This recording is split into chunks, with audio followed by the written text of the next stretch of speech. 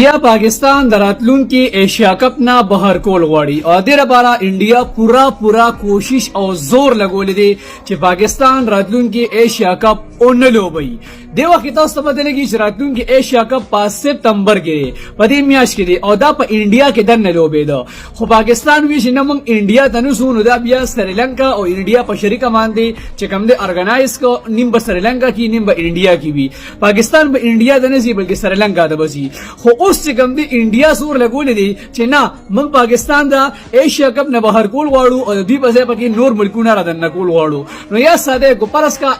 پاکستان د ایشیا کپ نه اوته اول هم اوسینا